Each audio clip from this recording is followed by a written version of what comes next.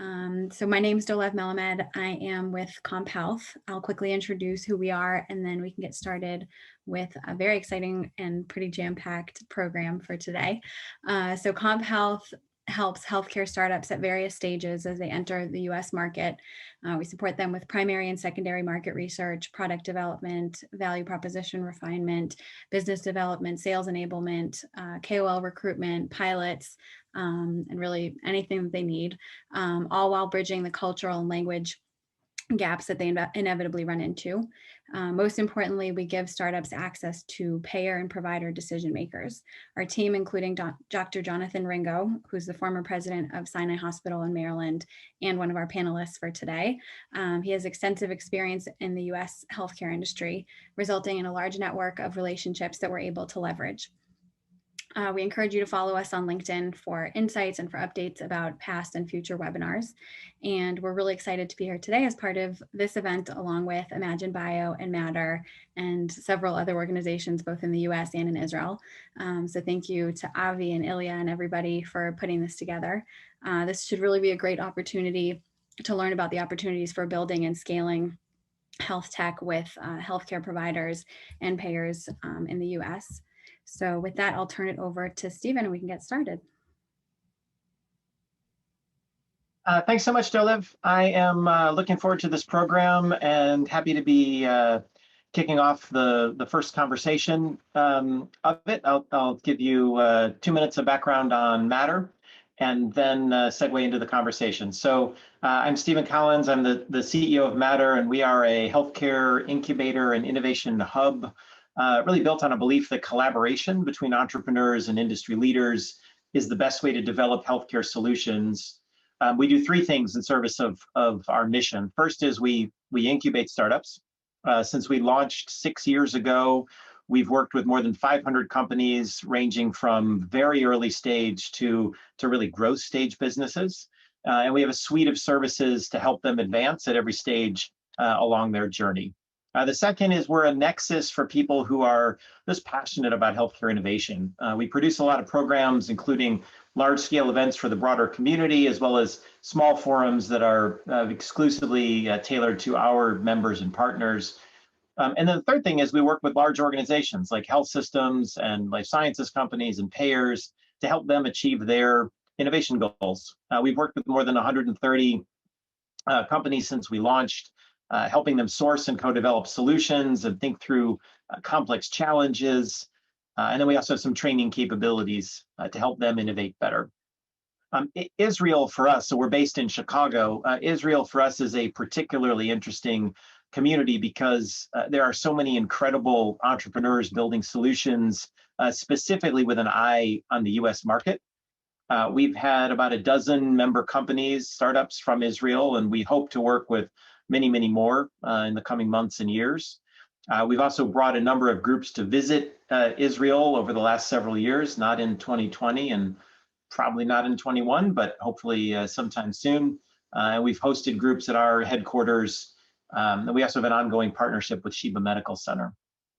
One of our partners, since we launched in 2015, has been OSF Healthcare, which is about a $3 billion system based in Illinois with 14 hospitals and about 150 sites of care in total. And of all of the dozens of systems that we've either had formal partnerships with or that we've gotten to know over the years, OSF is one of the most innovative, with a desire to innovate. This has always appeared to me to be kind of baked into their core DNA. So I'm delighted to be joined today by Becky Buchen, who is the Senior Vice President of Innovation.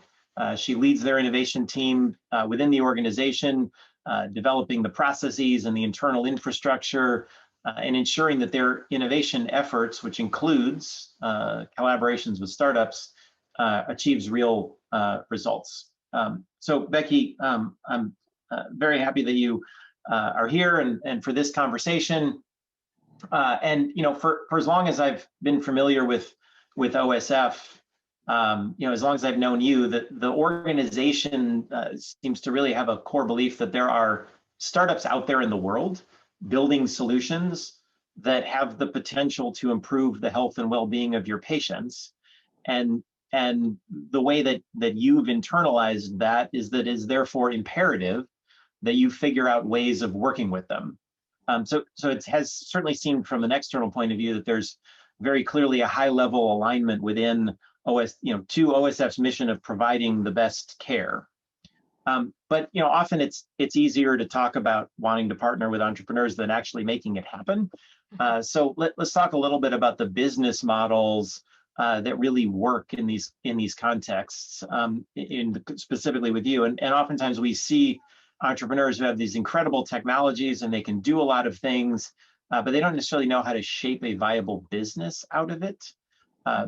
So when you see a startup whose solution you're interested in, where you think it can, improve the health and of your patient population, how do you go into it thinking? How do you think about the business model? Yeah, so first of all, thank you for having me. Very excited to be here and provide some of what I would call kind of our lessons learned or learnings along the way. We start, I would say, really understanding, first of all, the strategic fit, right? Is there going to be strategic value that a given solution or company is going to help drive or transform healthcare? And we've set that vision for our health system. It is about transforming healthcare. We have innovation as a pillar. So we really start there. Is there a strategic fit? The second criteria I think that we start to look at is, does it solve a big enough problem? Like there are some really great things and really great solutions, but does it solve a big enough problem to really start the transformation of healthcare? Or is it just a nice to have, right? We've got to make those critical decisions as we're looking at business models. The next thing then that we start to look at, and I'm sure all of you are all too familiar with, are the reimbursement models, or some of what I would call the reimbursement constraints that healthcare is operating in, right? So what pivot would have to occur, or what connection would we have to have with the payer as we consider reimbursement for a given solution? Also understanding, especially for OSF, like we serve across the state, but we're serving in both urban areas as well as rural areas. So how does that solution, I'll say, play differently from an urban perspective or large dense population versus rural?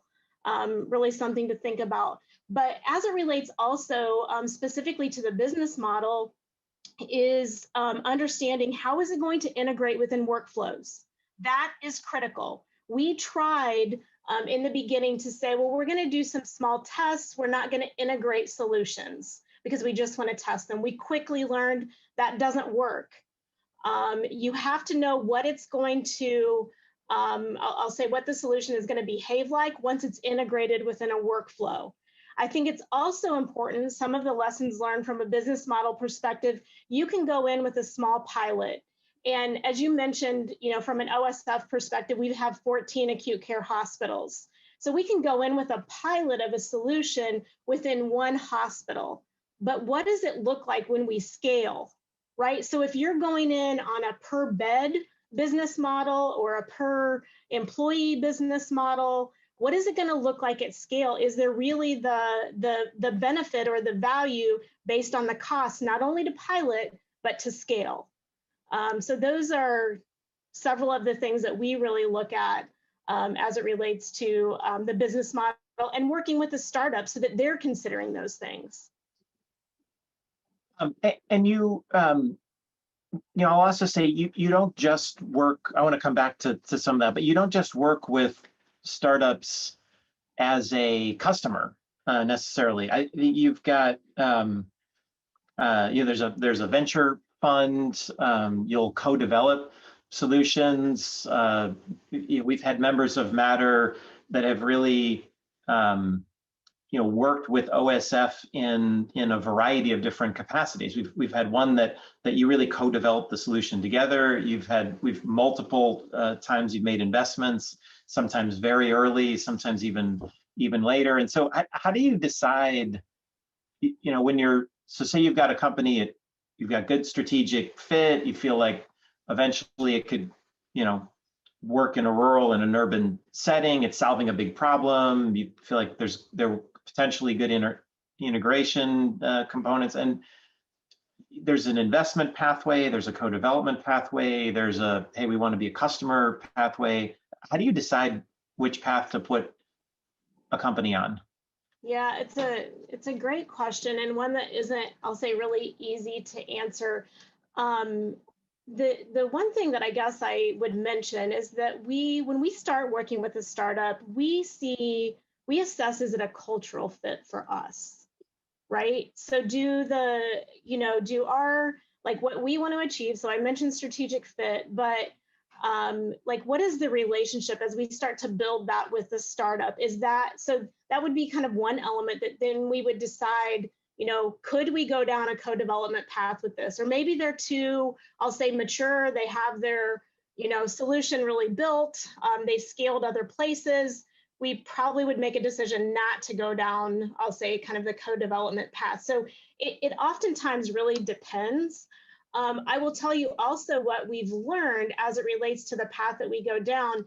Initially, when we really, about 5 years ago, really established innovation as a goal, the ecosystem, as you mentioned, ventures, piloting solutions, scaling solutions, we started entering into what I would call longer-term contracts, 3-year contracts.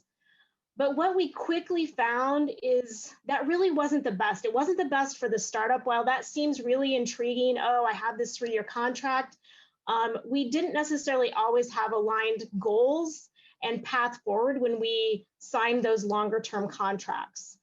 What we're doing now is really saying, okay, let's do some piloting, investigating over the next 90 days. Let's get aligned over or around our goals and objectives, run some small pilots, get hopefully the right outcomes and alignment, understanding if it's a cultural fit, and then we determine like what path we would go down longer term. Could it be a co-development path? Is it, to your point, I'll say maybe just a customer path? So that's some of what we've learned over time. It's not always a benefit to enter, at least out of the gate, into a longer term contract.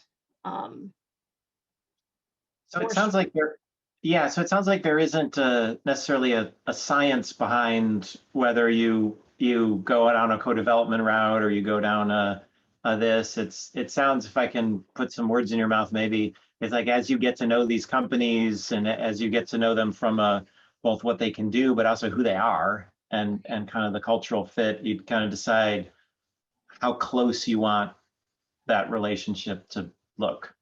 Yes, and what I would also add to that, again, as we've learned, part of our ecosystem is about bringing forward clinical subject matter experts and really getting exposure with the startup, how to engage with the startup, but then also that clinical expertise that so they may be giving advice, this is a great solution, but it would be really great if we could do this. And then working with those, that's where then you start to see, oh, this is a co-development opportunity. We have algorithms that would benefit both OSF, if we built them together collectively, that would benefit both OSF as well as the startup. Got it. All right, so on a kind of a more tactical point of view for the entrepreneurs who are listening in and wondering, what is more attractive to you? Again, you've got strategic fit and rural and urban, and let's say culturally, it's a dream fit and everything. We see companies all the time that come in and they say, we can help you reduce expenses. And then there's companies that come in and we say, we can help you boost your top line. Which of those is there one of those models or one of those sides of that equation that's more appealing to you in general? And in either case, how do you convince yourselves, how do you prove to yourselves that the company will actually produce the kind of economic returns that you need in order to justify the investment, not just the capital investment, but the investment in the in the relationship in the business and that you're hoping for? Yeah, so Really, to answer the question, we like to see a mix within our portfolio. Again, to your point, kind of reducing cost, boosting, as well as boosting kind of top line revenue, if you will. I would say one of, like, specific to OSF, and I think it's really across the industry, certainly coming out of COVID, the radical efficiency seems to be taking, I'll say, top priority. But that doesn't necessarily mean, again, we like a balance within the portfolio. But I guess I would also take us back a little bit to, from a healthcare perspective, the quadruple aim, right? So thinking about, making sure it's about cost, quality, satisfaction of our providers, and satisfaction of our employees or our clinicians. And really the reason I say that, if you look in depth at the reimbursement models across, whether you've got risk-based contracts or, fee-for-service contracts, it still does ultimately come back to that quadruple aim and making sure that we're able to drive value as it relates to those four components. Got it. And interesting that, just to come back to one point, it sounds like post-COVID, well, since the onset of COVID, there's I hope we get to post-COVID, but at least in the last 12 months, there's been a maybe a somewhat of a shift or a prioritization more towards where efficiency becomes even more compelling, looking at that balance of top line versus bottom line. Yeah, and I would add to that, Stephen, is what we're really seeing. I mean, you can go down the path of traditional cost reduction. Really, to move the needle, it needs to be radical, right? Or like what we're calling radical efficiency, in order to get kind of that next, I'll say, jump on cost of care. Got it. All right, my last question for you, because we're running up on time, is how do you feel about risk-sharing business models? If you worked with startups where you're either not paying them up front or you're paying them something minimal, but there's shared upside. Yeah, so I don't necessarily, we certainly want to continue to go down that path. We do have one recent example, and I think we will see more of this. I kind of mentioned some of the shorter term contracts up front, and that short term could look like 90 days. But also what we've started to do is have discussions as part of that contracting process, actually starting on the venture side. Are there any shared goals that we could outline as warrants as it relates to, again, shared goals, shared outcomes if we do that? So we have one example, again, that we're kind of exploring, that, there was a risk score as part of the solution that they didn't have, but they wanted, right? Because they knew the market would support that. And they could work with our clinicians to develop that risk score. So we established that as a warrant up front, again, on the venture side. And I think we will see more of that, because it really did align us around goals and timelines. Well, I would love to ask you more questions about that, as well as all sorts of things that you said, but we're out of time. So I will just say thank you so much for your insights. One of the things I do like about this event that we've worked together with Imagine Bio on is that while I wish I could ask you 15 more questions, it moves quickly through and through a bunch of different topics. So thank you so much. And I'm now going to introduce Ilya Budik, who is the founder and managing partner of Imagine Bio. His firm works with life sciences companies on their Israel strategy, and it's been really a pleasure for us at Batter to work with him and his team on this event.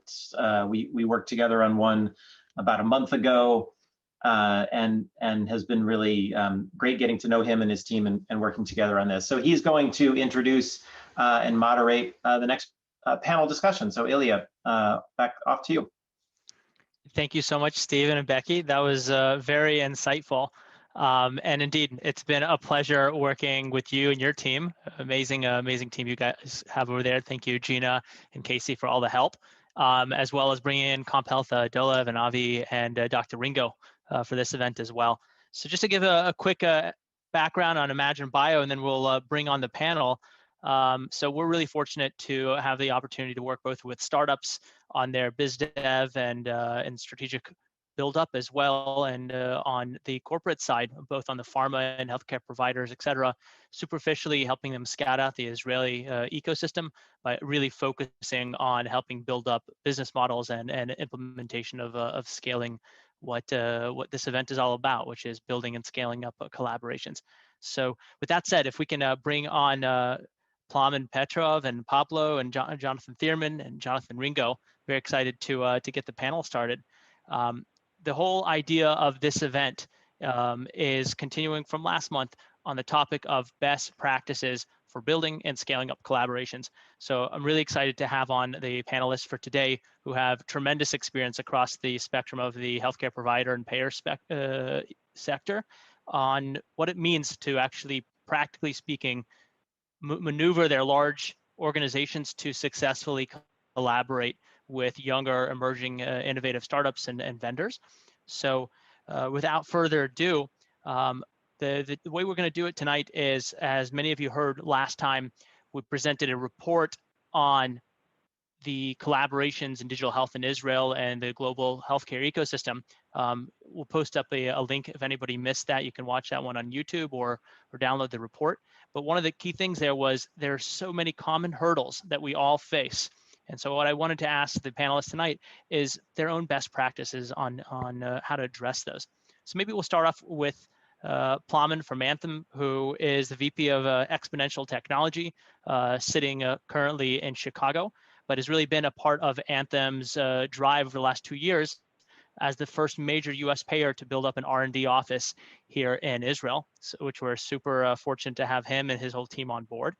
And he's really been a core part of their work, not just with startups on the US side, but also on several on the Israeli side.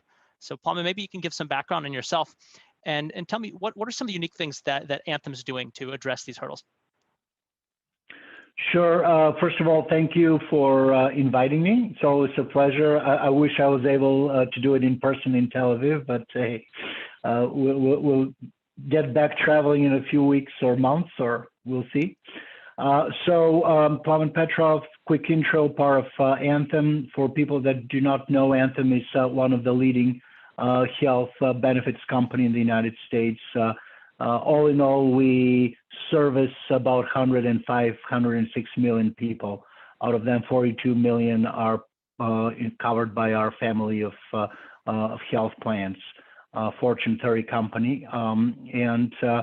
It has been an amazing experience. I've been at Anthem for about 2.5 years and exclusively focused on bringing new technology, exponential capability into our digital care delivery area. And a lot of that was in partnership with startups, including from Israel. And some of the, you mentioned hurdles. It's an amazing experience to try to combine two cultures of a large enterprise, highly matrixed, with like, as I mentioned, triple-digit billion in revenue, with a small startup that moves super fast.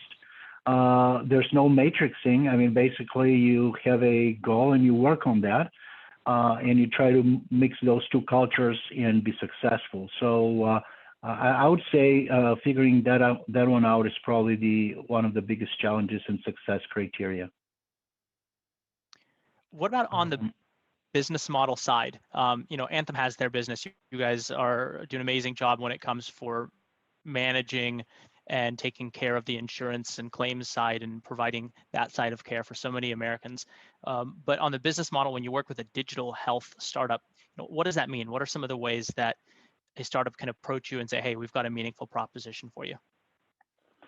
Yeah, that's a great question. So the business model cannot be a traditional, it's hard for it to be a traditional vendor model.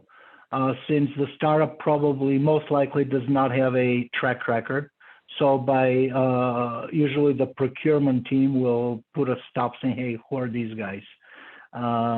We can really rely on them to bring the quality. So the model has to be beyond vendor. You need to figure out how to do a piloting, so you can pick the select people that you can work with, and there's high likelihood of there is some likelihood of success.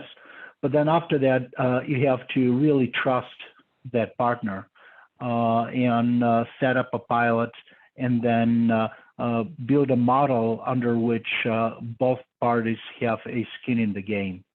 And you have to also, I mean, in our case, we did put some investments in our partners. So we want them to be successful. And so it's a combination of like capital investment in the company paired with actual revenue from capabilities that they're bringing to Anthem. So from a business model, we have to work with both sides of the organization, both with the line of business, operating budgets. There's a particular problem we're solving, but also reach out to our M&A or on our investment corporate investment team, so that we can pair that and fill in any gaps. So you have to really be creative. And I think Becky mentioned that having pilots is a key thing to get started. This is key. In many cases, some of the startups may not have sufficient clinical pilots proving how they work in healthcare. So we have to invest in a clinical trial with them potentially before adjusting our policy for reimbursements and so forth. So from a business model, I would say being creative, including investment as part of the mix, figuring out the balance between a operating budget from a project to a strategic investment. In our case, we also have, I'm part of the digital organization at Anthem. We're chartered with transforming Anthem into a digital first organization. So that also played part into our investment. All of that has to be part of the mix. So cannot be just a vendor management. Very cool. Would any of the other panelists want to weigh in on business models before we move on to the next one? Okay, cool. So I'm gonna move over to you, Dr. Herscovici. Pablo, very excited to have you on board. Pablo serves as the Intensive Care Consortium Regional Medical Director, which I think is a long way of saying that he is managing 8 hospitals' ICUs, which is probably an amazing thing in any time, but certainly over the last year. And HCA, for those of you on the call don't know, is the largest for-profit hospital operator in the US with over 180 hospitals. And to put that in perspective, it's about 4 times bigger than the next biggest one. So a very unique structure and a very amazing structure. So Pablo, very much thank you for coming on board. I wanted to ask you, when it comes to working with such a large organization like HCA, how do you integrate with that? There's so many different stakeholders. Everybody, knows how to be really good and focused at their job. How do you align with people who have their day jobs to look at a new technology, a new vendor, a new startup that even you as a champion say, hey, this could be a really meaningful addition to the team? Great. Thank you. First of all, thank you very much for having me. And it's really a pleasure. A little bit on, just want to give you a little bit of background on what we do on the critical care end, because the ICC consortium, which is the ICU leg of HCA, not only do we staff ICUs, but we're pretty much in charge of protocolizing ICUs for the entire enterprise, serving as subject matter experts. We're not in every ICU for the company. We're in 46 ICUs out of the 188 hospitals they have. So we serve as subject matter experts in terms of ICU organization and processes, even in the units when where we're not present. And we, of course, are in charge of managing quality outcomes, utilization, efficiency metrics in the different hospitals where we operate. Now, you brought up, I think the question is key, particularly this year, right, in which ICUs have been front and center, and things have been so dynamic and ever-changing that we've lived in a state of exception, and integrating processes both at the bedside, where coordination of care is key, and at a big picture level in terms of allocation of resources, staffing models, how do we utilize technology or partnerships that HCA has available in order to meet the needs, and really do it in the flip of the switch, because this is what was required this year. Can you walk me through a case study? I don't know if you can mention a name or not, but maybe something that you guys have done and how that actually worked out. Great.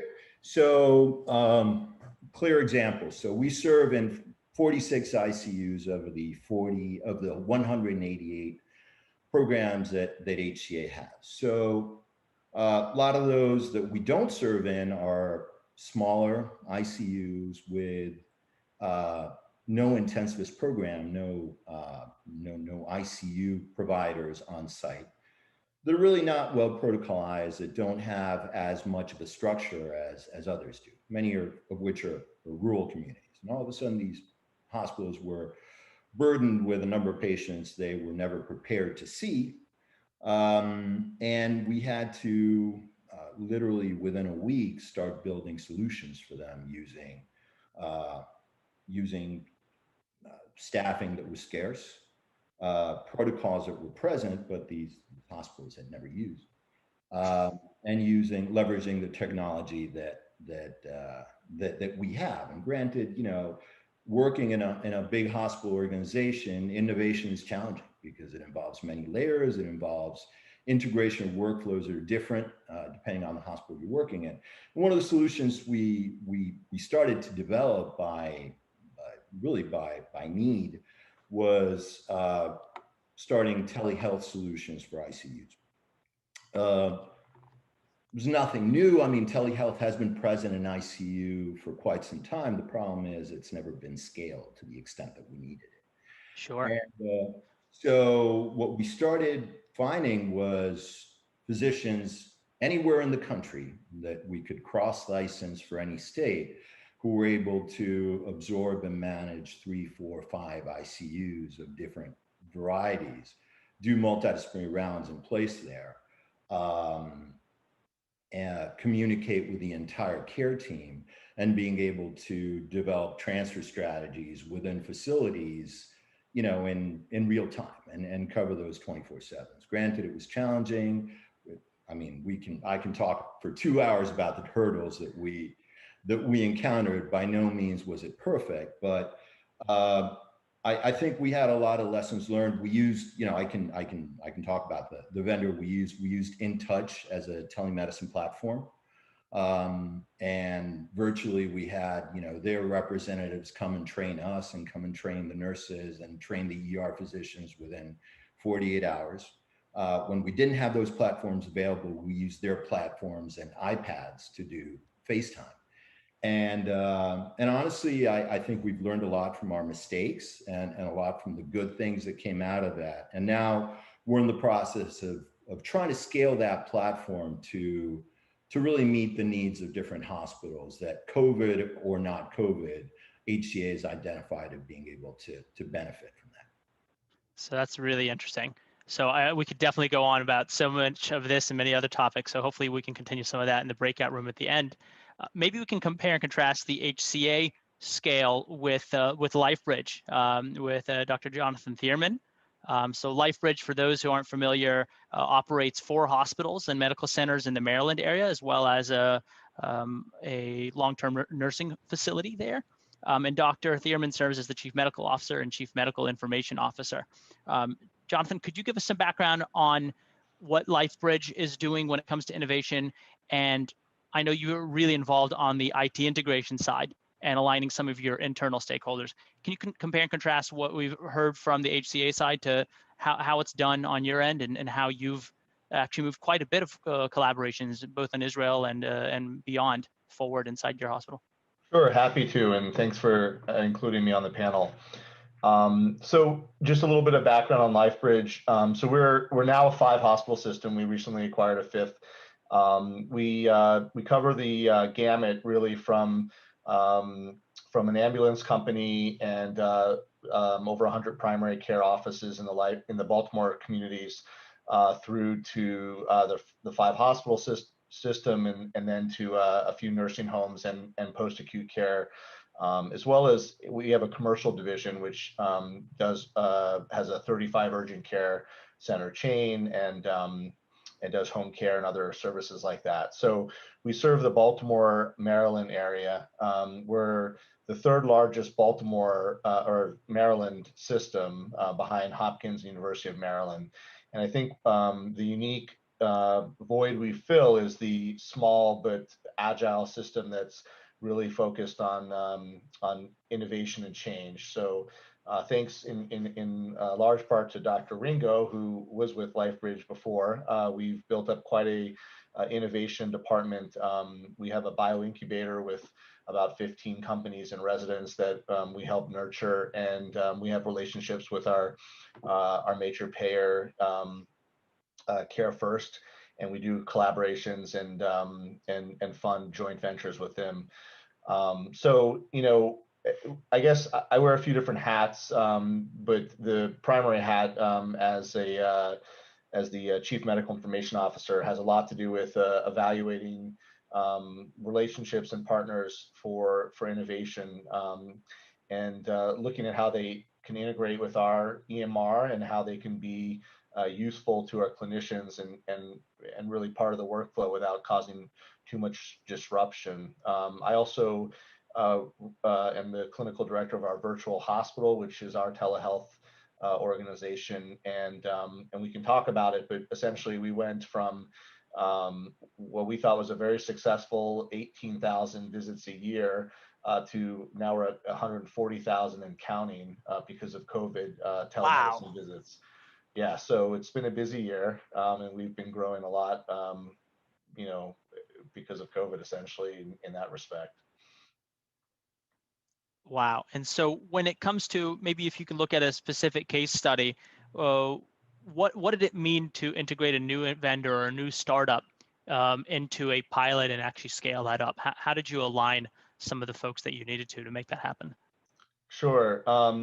I mean, in the case of, with COVID, essentially, we were fortunate to have a lot of existing technologies that we've been working with, both in terms of telehealth platform, as well as some, just using some standard things like Teams and Smartsheets very extensively. And we've really leveraged a lot of tools that we had in place to grow quickly.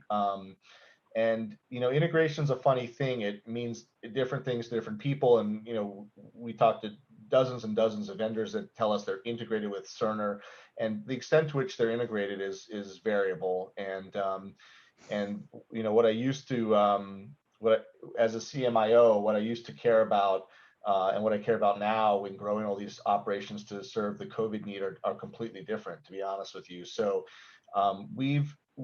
So integration, traditionally, I was looking for things with seamless experiences for the providers, single sign-on and authentication, single source of truth for the data, and a real deep integration using maybe the Smart on Fire APIs with our EMR, things like that. But in reality, with COVID, we've relied on systems that were not as well integrated. We've made connections between Smartsheets and Cerner, and we've scripted some protocols that run overnight that help ingest patients into Cerner and things like that.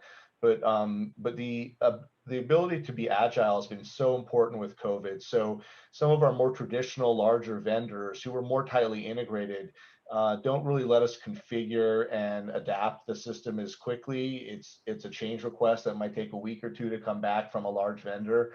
And those vendors actually have gone by the wayside when it came to COVID. And we've been using the smaller, more agile systems where we could, within minutes, make changes, that we needed to in order to address the need. So, the irony is that it used to be that these kind of more well-baked in integrations were really important to us. But when it's something like a pandemic and you're trying to make weekly or daily changes, some of the more agile systems that allow us to configure them more readily are actually the ones that we're going with and trying to scale up to serve the needs. So it sounds like you're a good address for those who are ready to be agile and work together. Yeah, I mean, that's been really important. And so, the only thing that, we're finding that we're pressing the limitations of some of these smaller systems because they just don't have, they're just not built to handle the volumes, I guess. When we started with a few drive-through testing sites in March, almost a year ago. And then of course we started doing vaccinations in December.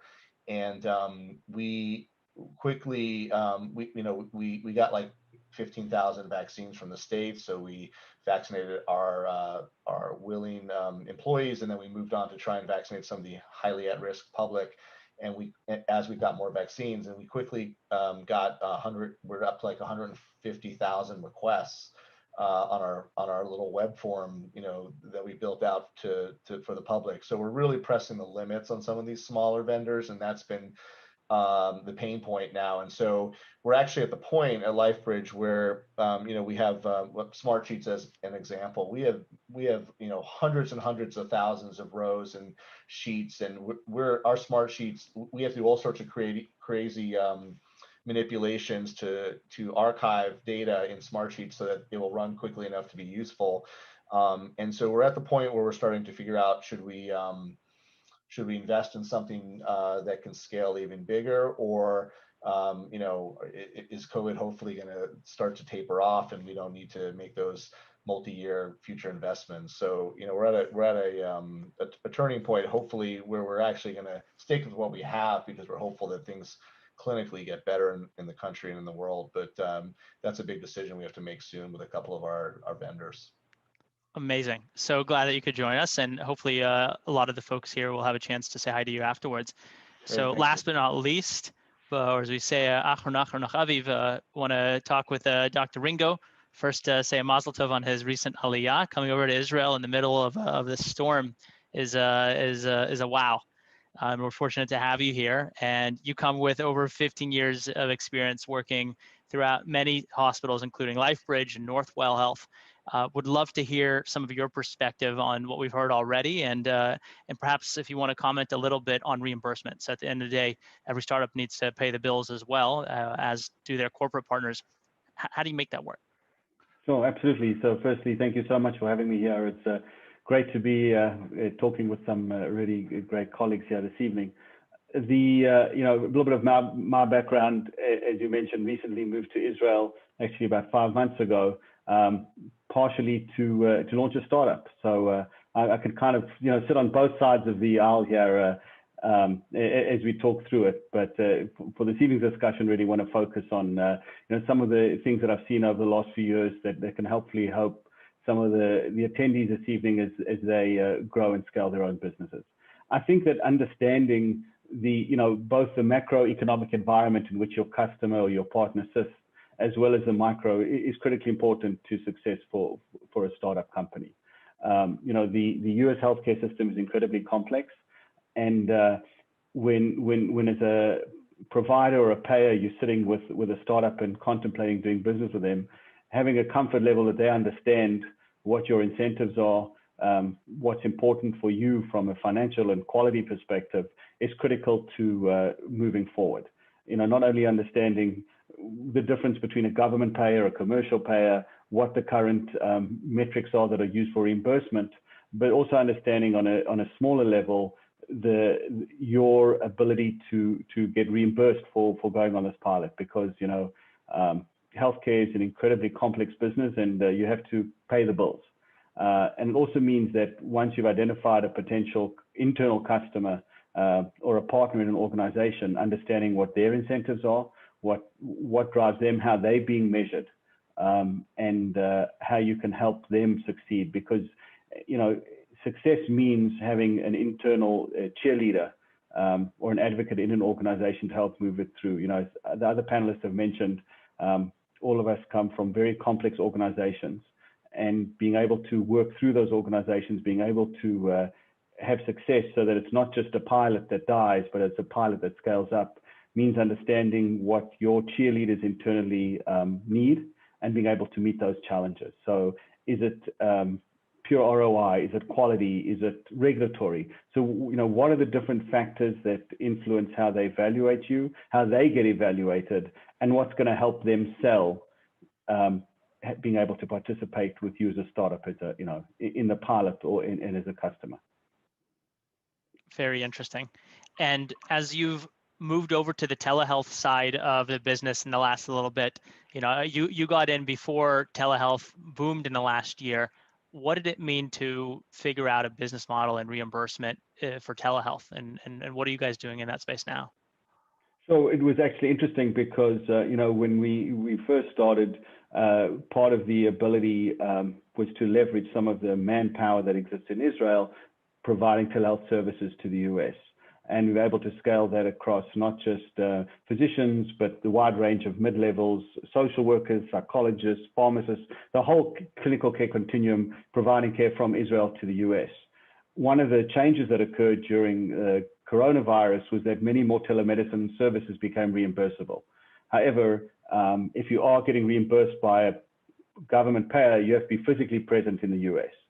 So we had to move a fair amount of our providers back to the US, or recruit more US-based providers for some of those services.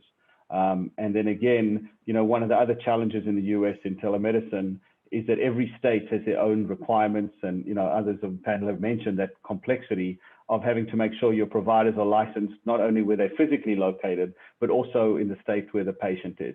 There's been a lot of discussion in the last few months about making that a more seamless process, and I think we'll be seeing some changes in that area. But it's there's definitely been one of the challenges. So this panel could easily turn into a full-day workshop, and God willing, maybe by the summer or next year, it will take bets here on the chat when that will be. We can actually have us all together to continue that. So thank you, Plamen and Pablo and Jonathan, Dr. Ringo, for all your comments. And for those of you who want to stick around to the networking at 9:30 Israel time, please do. You'll have a chance to speak with all of them.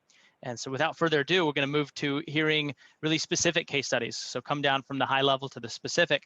So I want to turn it over to my partner, Dr. Joe Strauss, who's got tremendous experience also on both sides of the aisle here, for our first case study.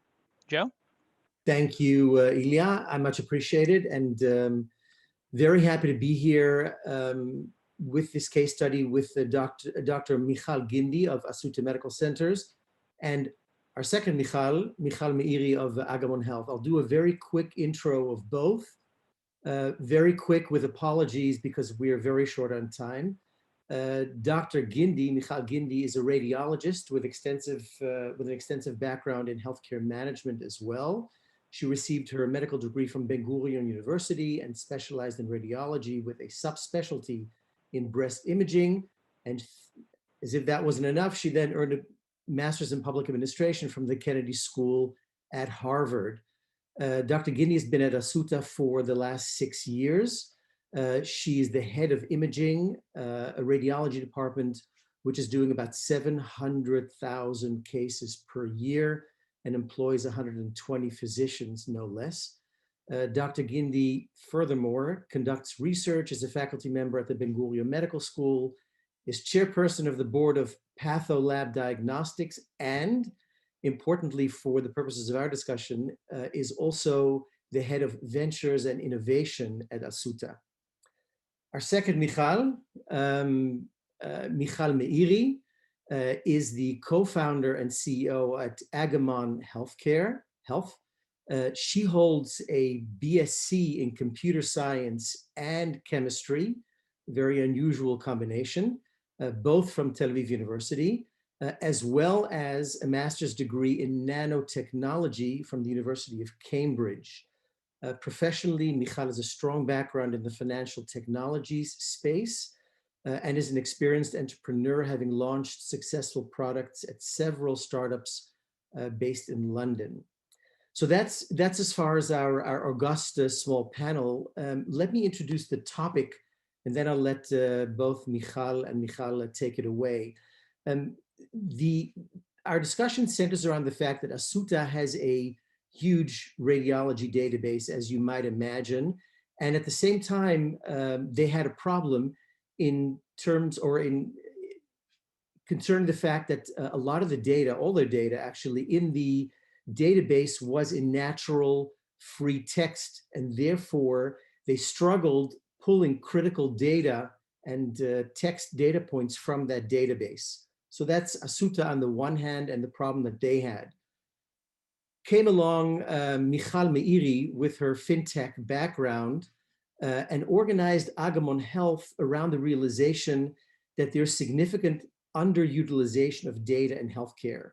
And she and her team set out to address that, a part of that problem anyway, by developing a robust natural language processing system.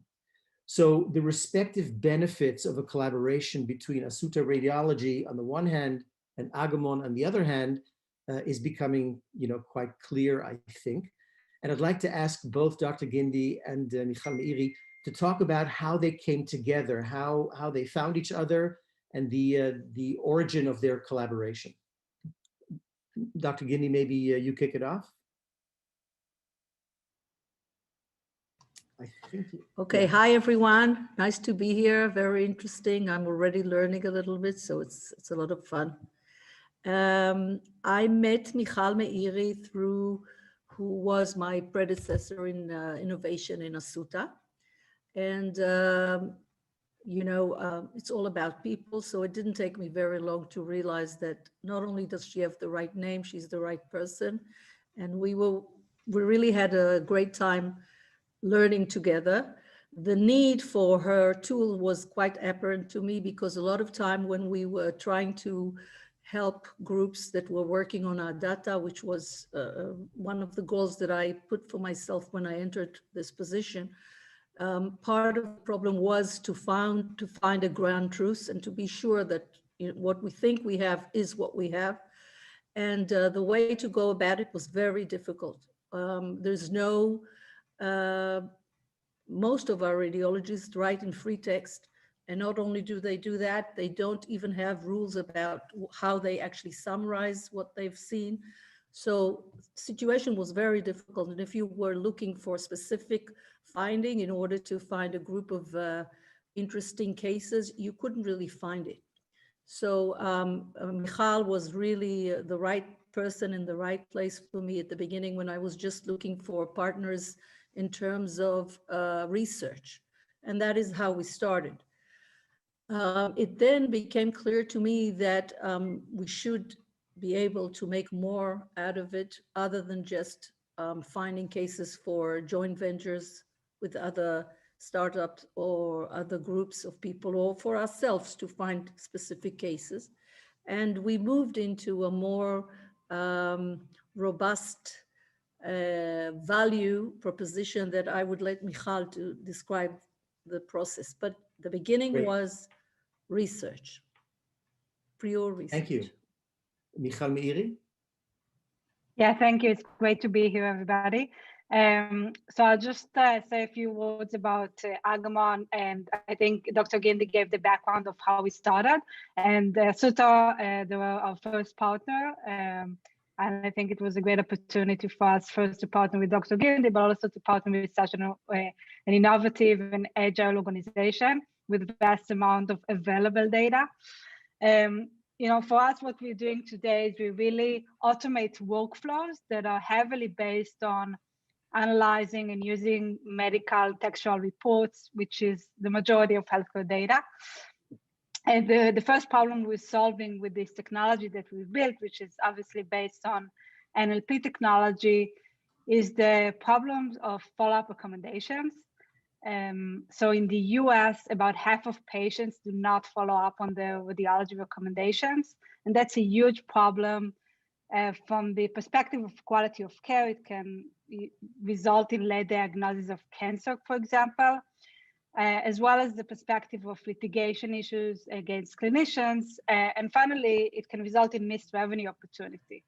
So we really found a problem that can address these three elements, I would say. And so what we have done is to automatically extract these cases, the findings related to recommendations from those reports, and automate the extraction, the tracking, and management of all these cases, so that we can bring back those patients and be able to close the loop. We also have today collaborations with other large US healthcare organizations, and we built algorithms that are based on now millions of data points that we trained our algorithms on. Thank you. You mentioned the issue of follow-up, and in our discussions prior to this evening, when we sort of discussed this case study, one of the things that came up was that one of the hurdles that you faced was not necessarily working with the radiologists, but then getting the CRM team, the customer relations management team, to in fact do that follow-up. Maybe you could that's, at least to me, was a bit of an unexpected hurdle, which I think is interesting to spend a minute or two on. I think it was also for us unexpected in a way, because we assumed that the goal of following up on patients is also relevant to us, although you do need to know the ecosystem. For example, do you contact the patient or do you contact the doctor? What are the rules? What you need to know?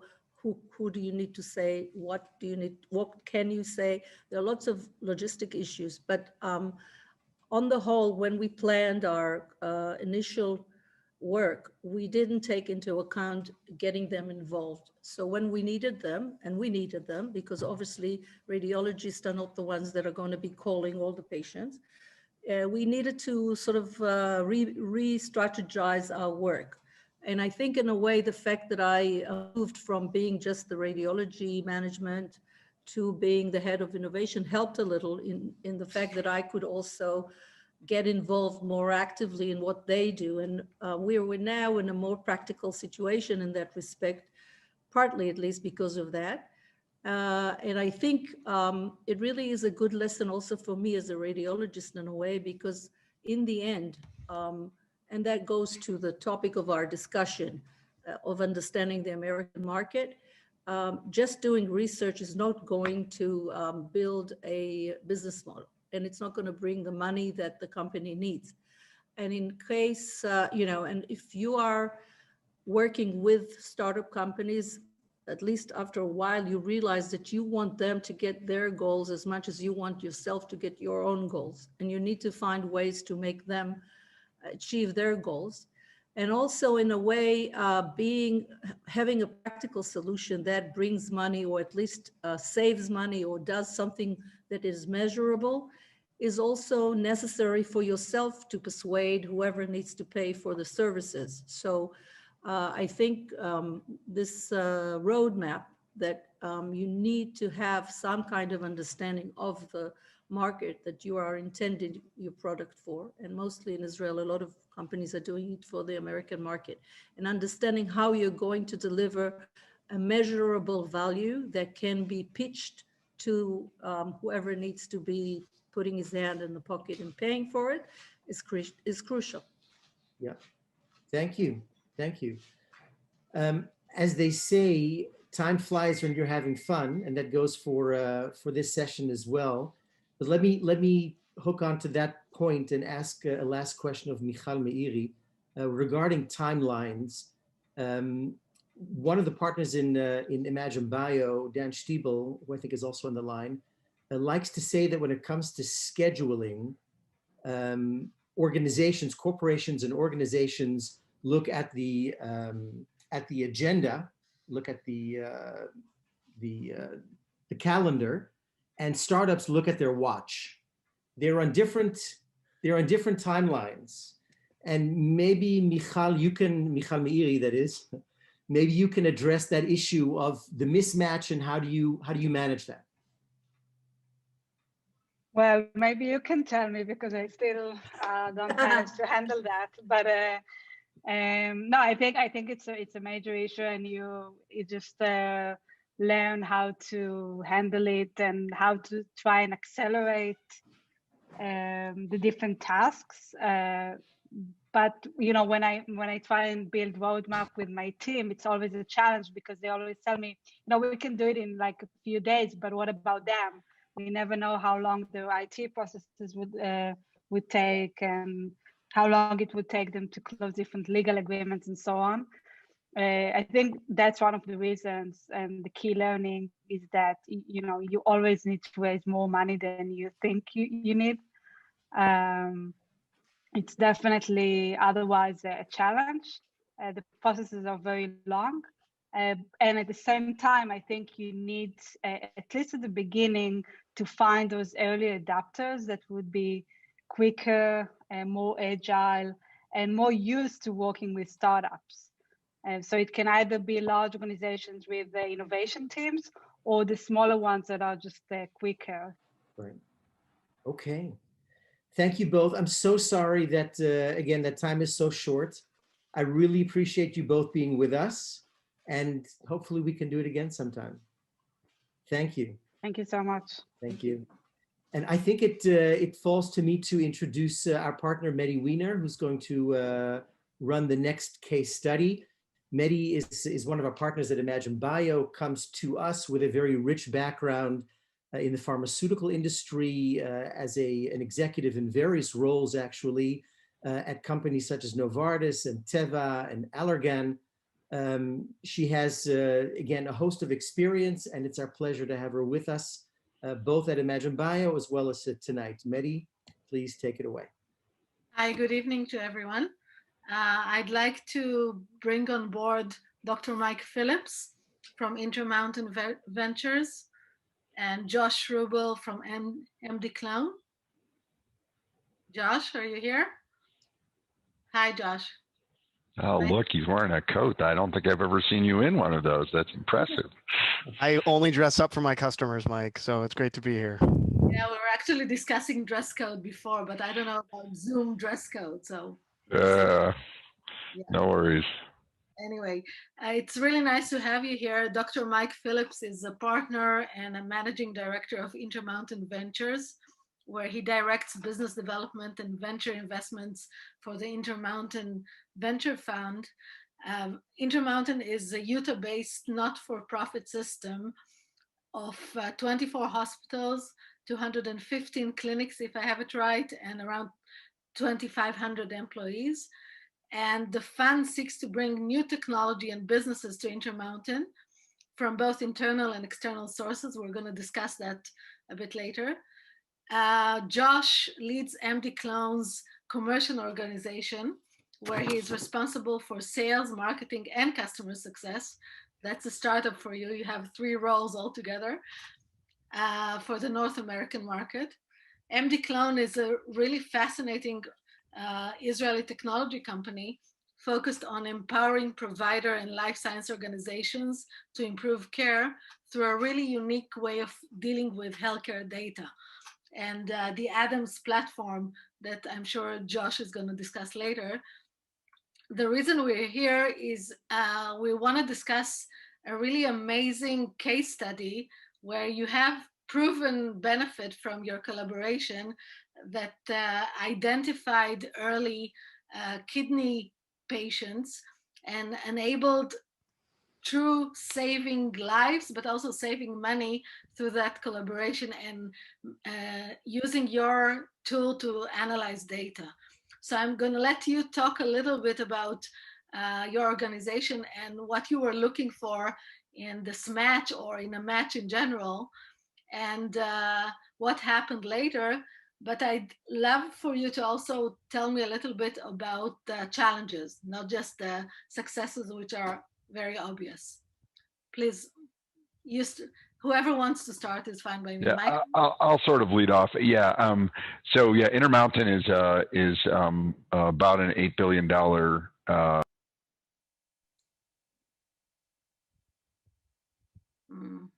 We can't hear you. The system keeps auto muting me. I think they're sending me a message.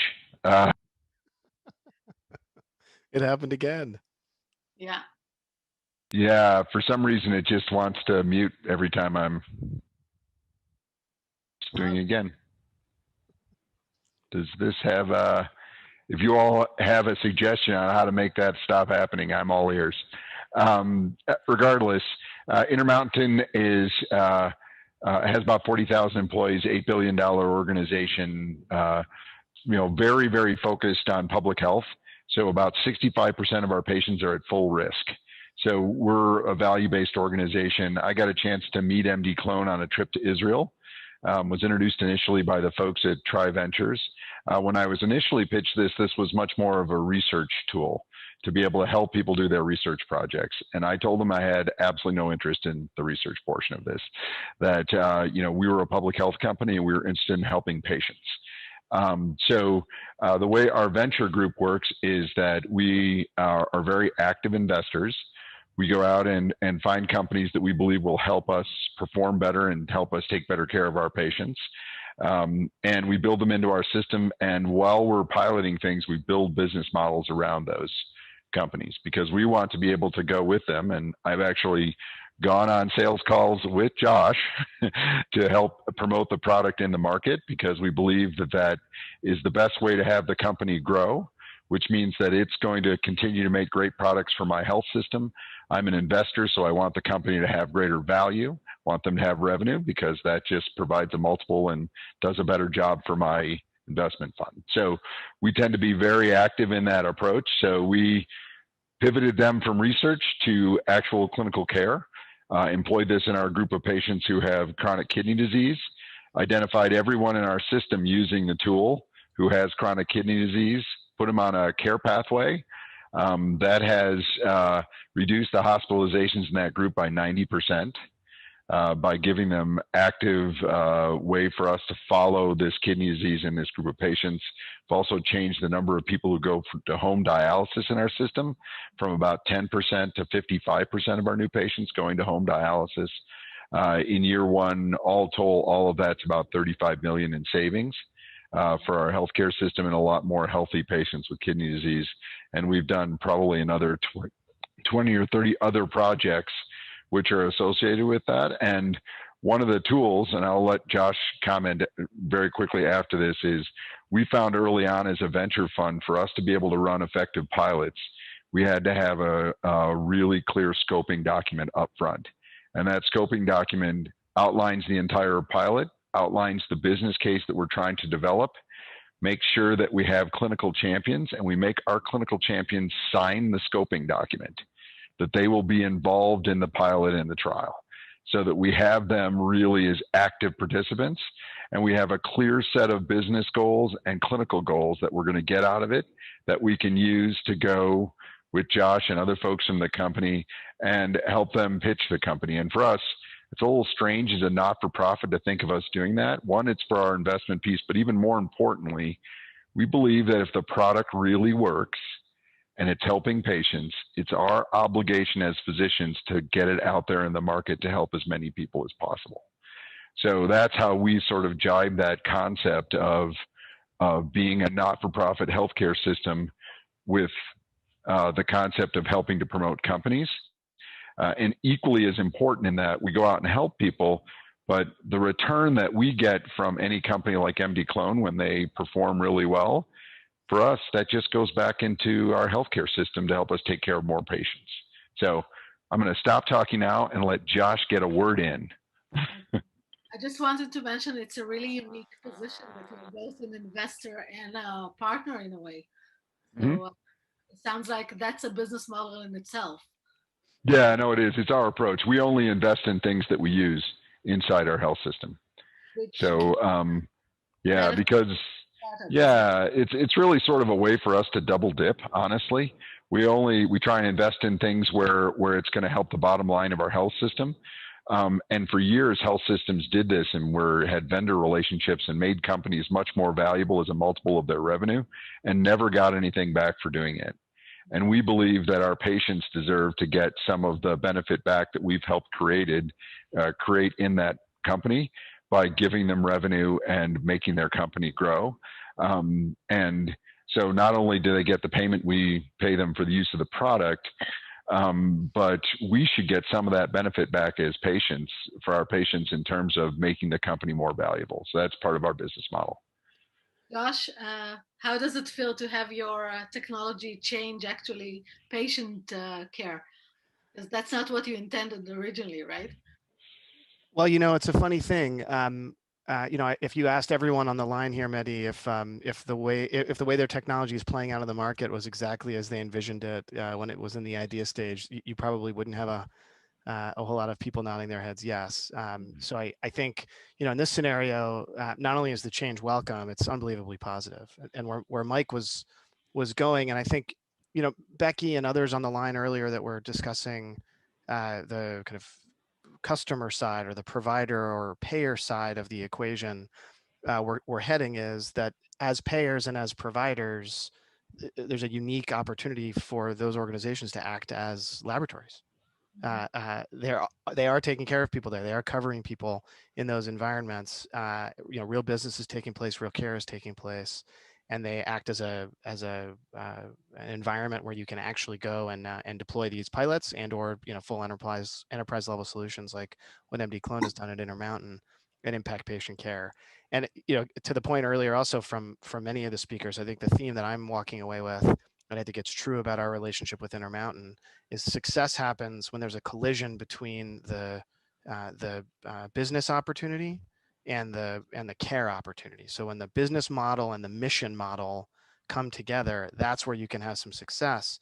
And what Mike was describing a minute or two ago about CKD, I think is a wonderful example of that. And it's driven our growth at Intermountain. And that's the trick. The trick is finding where those collision points are and executing in partnership to make them a reality. Okay. And what about the learnings from this collaboration? Because as you said, you both changed during that work together. And how did it affect you as an organization? Because you're not the same anymore. Yeah, I think for us, what it did is it got people used to the idea that just getting the data to treat a patient was not the responsibility of a data analyst, but that our frontline caregivers could get that data. So in a typical situation, you would be asking for a request for data. You'd send it off to one of the data folks. 6 weeks later, they would come back with information for you about what you asked. And you realize the query wasn't quite right. You adjust the query. And what ended up happening is the cycle time for information we needed to care for patients was 6 months. In this case, we're answering things in an afternoon. We set up our entire kidney program in 2 afternoon sessions with the folks from MDClone. Now, the other part about that is that the data is not enough, and the technology is never enough. You have to be able to find a way to get that to the point of care so that it can affect patient workflow. And that's oftentimes where the big push is, and it's the stuff that we've learned how to do. And I would, from the MDClone side, the best part of our relationship with them is that they listened to us, and they were really looking to help us do this. And we, from our part, recognized that we were never going to ask them for something that was just for Intermountain, because we wanted the business to be able to grow in other places. And for in many ways, very selfish reasons. A company that doesn't grow never has version 2.0 of a software. Yeah, that's true. In order for it to be a good piece of software that you're going to have and it's going to grow with you, there has to be a market. So you have to help them make a market, and that means not specializing it so much for you that it can't be sold anywhere else. And the other side of it too, obviously, if they don't sell it anywhere else, the company's not going to become more valuable. We're not going to make more money, So, and again, for us, we look at making money as patient care, because we're a not-for-profit healthcare system. all that money that we make is going to be put back into caring for patients. Josh? Yeah, it's so easy to follow Mike because he, the story is just right there in front of us for us all to take in. A couple of things we've learned in addition to what Mike was just describing. The first and maybe less important is we know the Delta flight schedules to Salt Lake City very well, but that speaks to a requirement associated with these kinds of partnerships.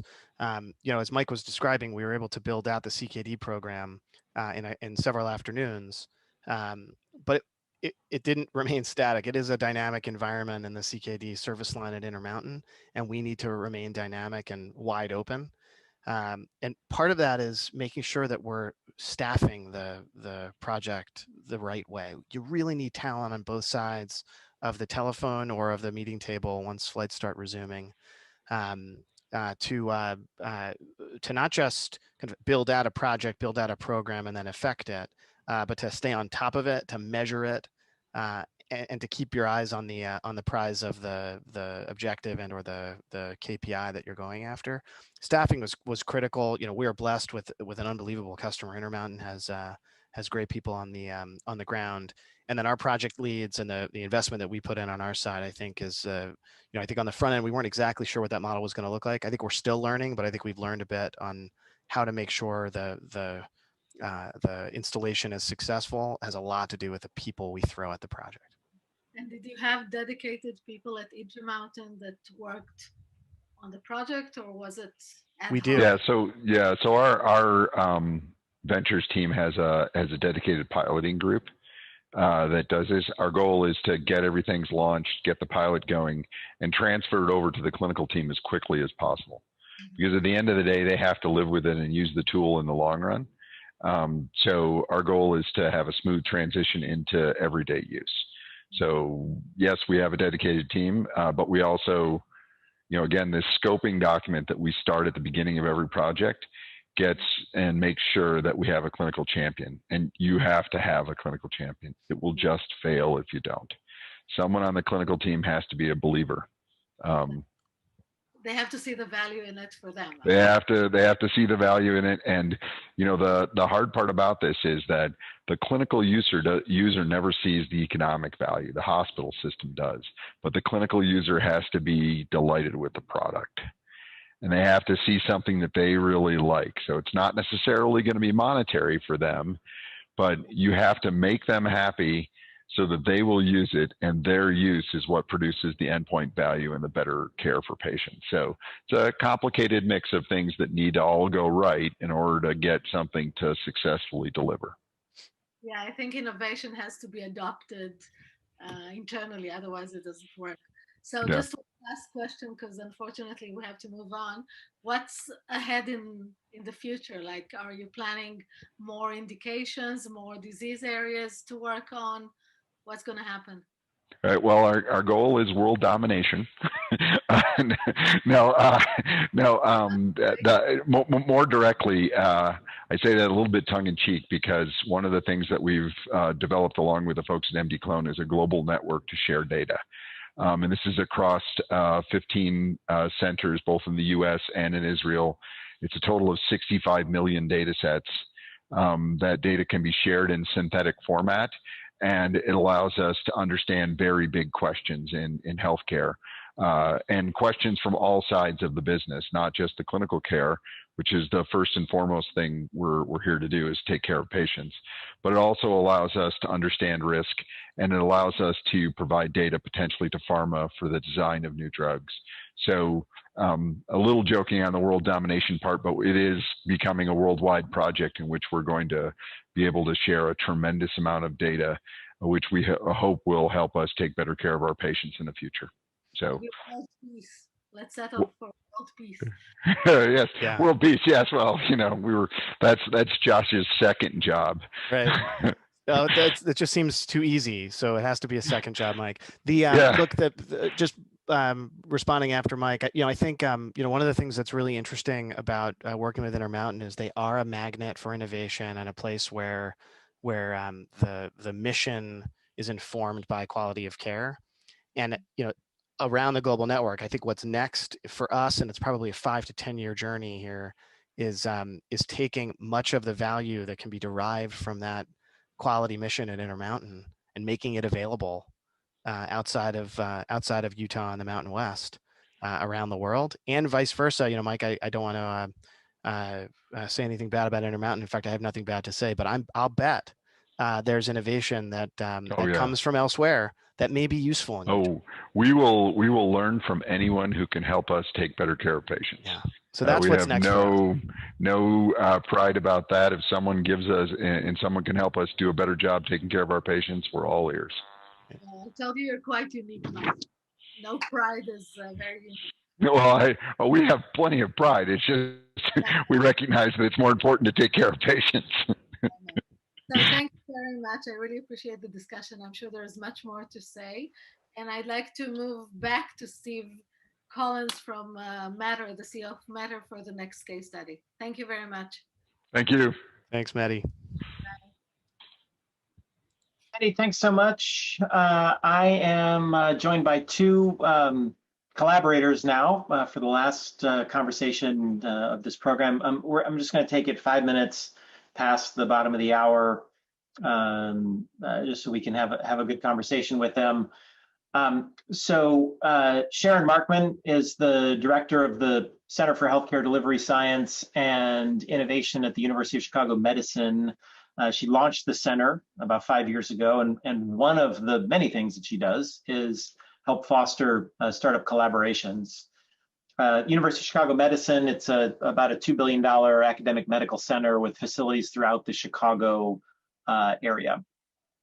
I'm also joined by Noam Keesom, who's the head of implementation and onboarding at TailorMed, which is an Israeli company, and the company's software helps providers identify patients at financial risk and optimize revenue sources to help cover their healthcare costs. And most importantly, they recently signed a contract to work together. So Sharon, I'll start with you. What do you hope to accomplish by working with TailorMed? Well, first of all, thank you for including me. Most importantly, thank you for your delegations to Israel so that we get to learn from the experts in healthcare innovation. I was a participant in all 3 of your tours of Israel. We certainly hope to achieve a lot, not only from the financial impact of bringing in more revenue to the health system, which is always important, but we are an academic center serving the south side of Chicago in an underserved, under-resourced community where we're going to measure from a quality perspective what this tool can do to help our patients. We're going to look at, sorry, are things moving around on my screen? Ooh, sorry. So we're not only going to measure the financial impact, but the quality impact on our patients from a cost perspective, from a emotional perspective, from a patient satisfaction.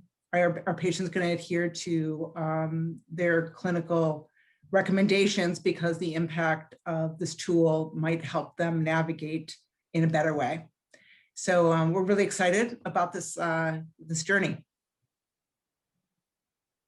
Noam, how did you get connected with the University of Chicago? And maybe brief. It's been a long process engaging with the University of Chicago, but just talk a little bit about what have been the key moments that have really helped advance the process that other entrepreneurs could learn from, that have really helped propel it forward, ultimately to the point of signing a contract. Yeah, absolutely. So first of all, thanks again for having me and inviting me to this. I know Surlik, my CEO, was hoping to be here, but I'm happy to kind of have the opportunity to be here instead of him. As far as the relationship with University of Chicago, so I mean, it's been a long time coming. Sharon has been instrumental in kind of identifying the various stakeholders across the institution. I think what was kind of wound up being a benefit of this long relationship that we've developed is it gave Sharon an opportunity to bring in various stakeholders from the different groups. Ultimately, we kind of brought in the cancer service line, pharmacy, and many others. Now that we're starting the work, we realize that it's actually far more contributors, and I'm really excited to get started working with them. But on the other hand, it was also, I think, beneficial to have this long relationship, because as our company grew, as TailorMed grew, we were able to kind of implement the system at other provider sites and basically come back to the table to University of Chicago Medicine with a greater understanding of what value statement would speak to these various stakeholders and fine tune what that statement would be. And I think that ultimately, in the past year or so, where I've been kind of more involved in the process, we were able to get to something that really speaks to the population that Sharon's talking about on the south side of Chicago. Yes, and I just really quickly mentioned that a couple of people have mentioned the importance of a partnership in developing these relationships. And that's one thing that really struck me early on. And again, I met Srilik almost 3 years ago, was that he was very open to our ideas, very patient, willing to come and show to so many different stakeholders, because this product, TailorMed, is not only just a pharmacy product to help financial toxicity for patients, so help reimburse for the pharmacy, but it also, we need to bring the social work team, the cancer team, the revenue cycle team, all with different priorities. We had to bring them all along. So it was really it's an amazing partnership. They've been incredibly patient and willing to participate over and over again with sharing their vision and hearing our perspective and being on our timeline, not necessarily, unfortunately, on their timeline. That's such an important point. And somebody earlier had mentioned the differences in kind of how startups and how health systems kind of view the clock, essentially, or view the calendar, I guess, maybe more relevantly. So, Sharon, you talked about stakeholders and sort of the complexity. I think a lot of startups touch multiple parts of the system. Can you talk about what your role was in actually getting to a deal that can be signed, and then Noam, your perspective and what role you were playing in that same process of getting to signature? Sure. So when I went to Israel the first time, I had just pivoted to University of Chicago from another academic health system where I spent 25 years in the cancer world. So I was very knowledgeable about cancer in other areas of the Chicago area, but not necessarily at University of Chicago. So the initial introduction was very enlightening to me and very exciting, and something I knew about. So when I returned back to the health system, it really was socializing the idea and learning more about our health system and our needs. And it took a lot of, as I said earlier, a lot of discussion with different teams of people. And that really is my role. In the Center for Healthcare Delivery, Science, and Innovation, I'm embedded in the hospital. I am not in the university. I am a research center in the hospital, looking to bring our academic partners in with hospital leaders and operations. So that's why we're going to be looking at, from a quality improvement and research lens, the product to see how it impacts our patients. But from the hospital side, the other side of my work is really how does it impact our workflows? How does it impact the financial impact of the pharmacy, and also our revenue cycle and our patient experience? We are, as we all know, health systems are measured more and more by our patient experience. And we're going to be using, one thing we had to pivot at last summer actually was we realized the bandwidth of our staff wasn't able to use this tool. And we're fortunate enough that TailorMed is now providing that service, which 3 years ago it wasn't. So we were, again, benefiting for the growth of TailorMed. So we'll be using their people to develop this service for us. And we're going to be measuring the success and the impact on our patients and their willingness to participate with outside vendors to discuss this.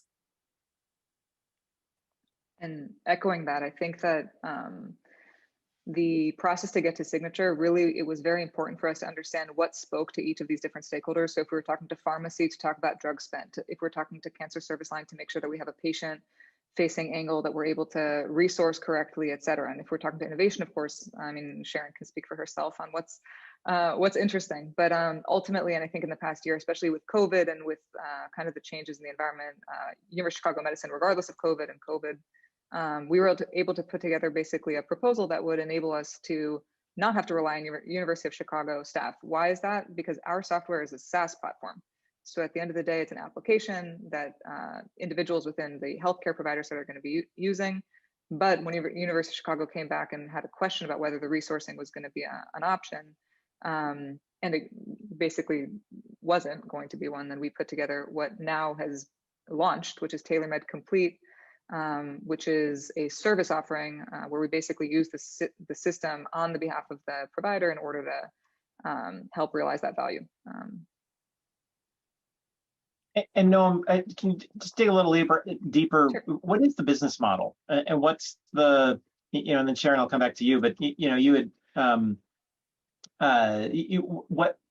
what is the business model? So we're a SaaS application. Our business model is a pretty standard SaaS subscription-based model based on an annual contract in most cases. The application itself is used typically by the end users within the hospital, financial navigators, financial advocates, social workers, et cetera, who then use the system to identify financial opportunities that are available to patients to help offset some of the cost of care. And our main goal is, at the end of the day, we're a financial tool, but our goal is patient care. So for us, and speaking back to kind of the previous point, we want to make an impact for patients, but we believe that tying that into the success metrics that are the financial objectives of the institution is very, very important. And with University of Chicago, ultimately, kind of given the discussions that we were able to have, we were able to narrow down kind of what that value proposition is and those success metrics.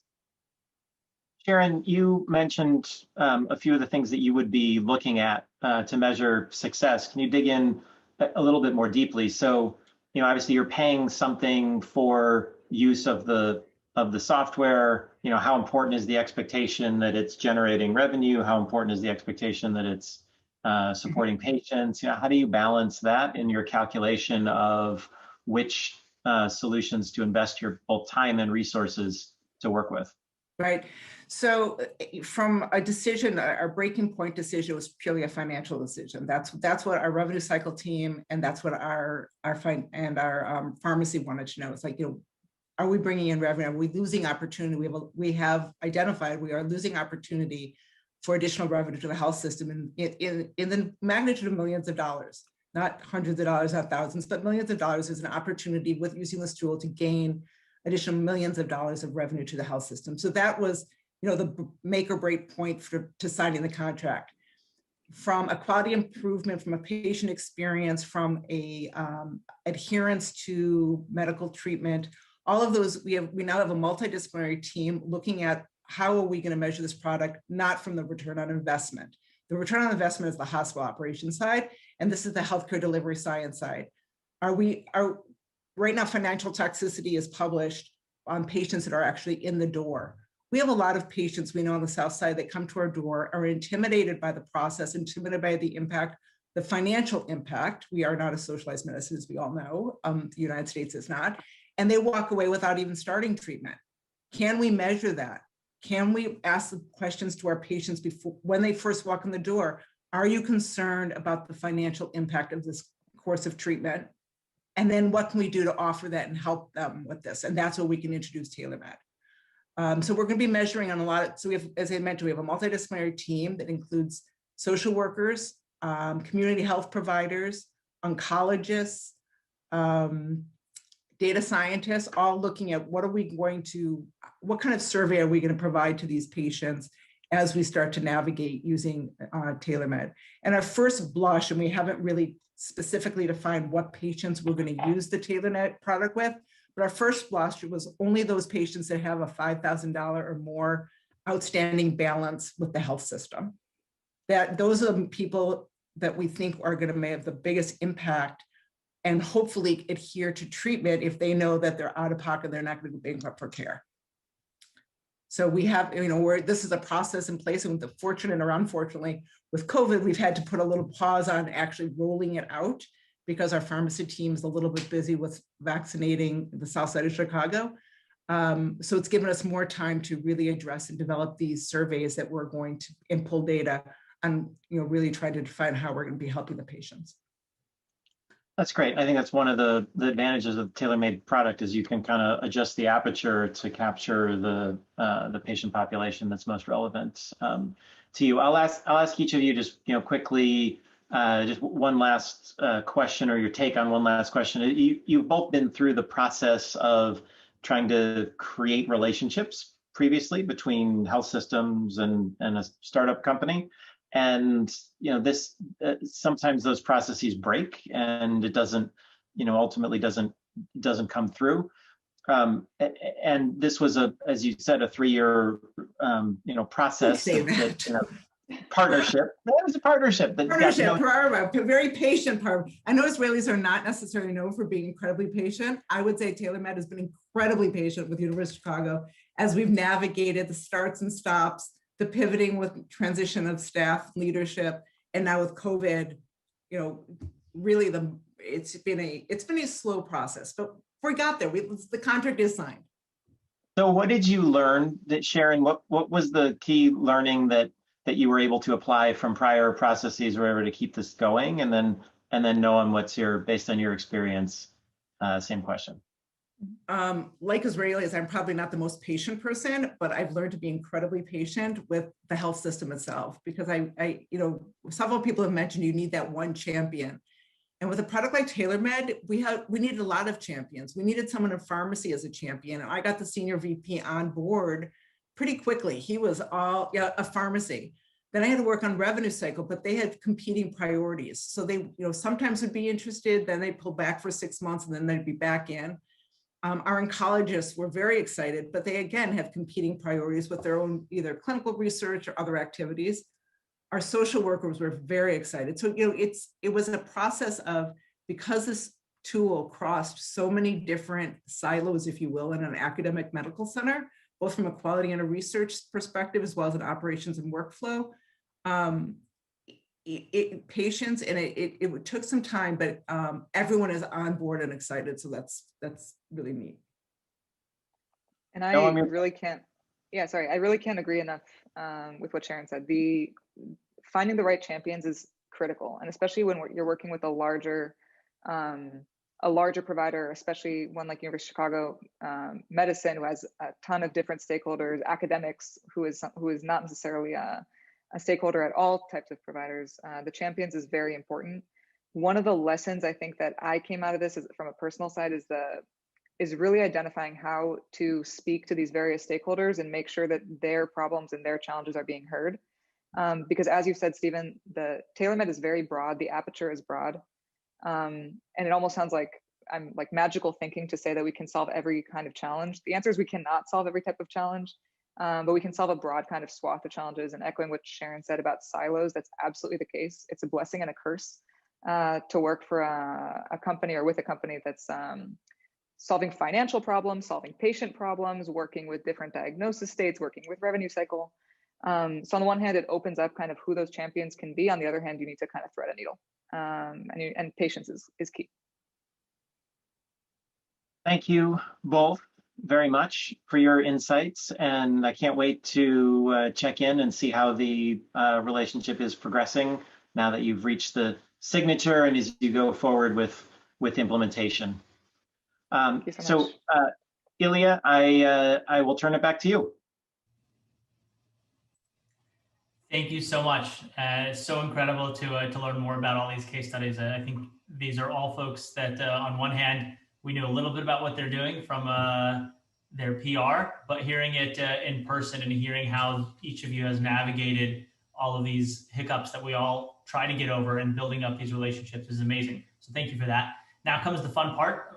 We're unfortunately still virtual, but we are going to break out into breakout rooms. All the speakers tonight, both on the provider side as well as on the startups, are going to get their own breakout rooms, and then all the participants, you guys get to choose and try to mingle and introduce yourselves, please. You'll look at the very bottom of the Zoom menu, and you'll see breakout rooms options just in a moment as we activate them.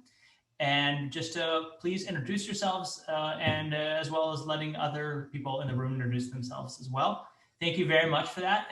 We will post also our next event coming up next month, which is going to be focused on building collaborations with healthcare IT leaders. So thank you again, everybody, for joining tonight, and let's mingle.